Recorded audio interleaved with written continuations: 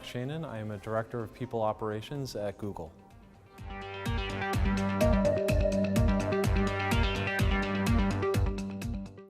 Sure. At Google, we have 4 key levers to reward for success and motivation. The first is you need to attract the right talent.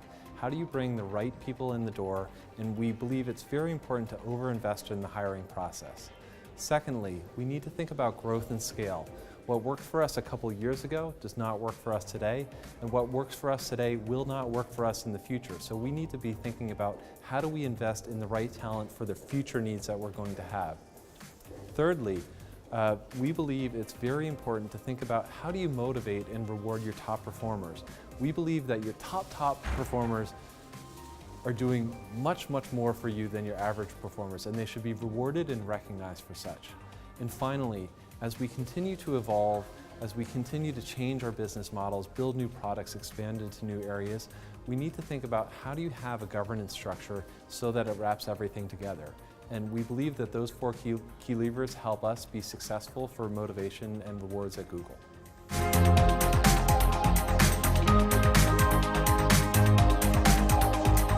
I think for us, we actually by design try not to plan for the future. Things change too quickly, and what we're really solving for is we want to get the right people, the people that we want to work with, to be part of our strategy going forward, because all that we know is that things are going to change, technology is going to continue to evolve, the demographics of our users are going to change, and what we want to do is we want to bring the right people in today, so as Google and Alphabet change over time, that they're going to be moving from the roles that we're hiring them for today to be working in roles that are yet to be invented, which is certainly going to be part of our future.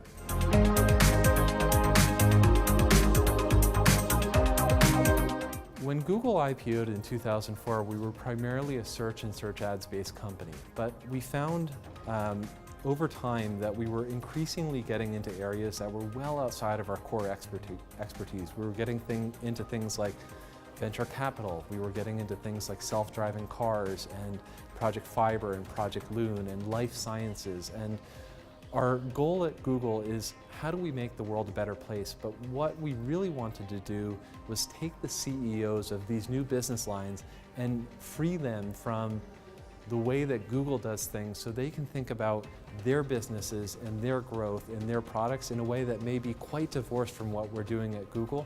And we want to both empower them to have the freedom to do what is right for their companies, as well as to give them the responsibility to own and manage a P&L.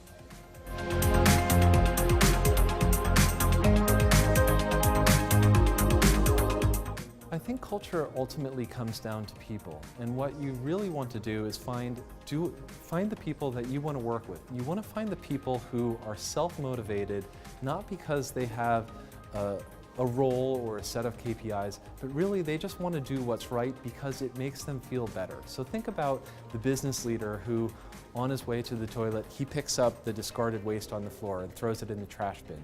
You want to find the people who are fixing problems not because they've been told to, but because they see a problem and they want to fix it. So when we think about culture, we really think about what are the types of people that we want to work with and how is that going to change over time.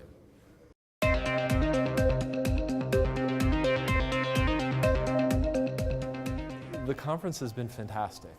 This is my first time at an Arabian HR conference, and I'm really humbled by the diversity of thought I'm seeing, by the amazing business leaders that I've got a chance to interact with, and really learning more about the culture and diversity, about what makes a successful people strategy work in the Middle East in a way that it may not in some of the other places I've worked before.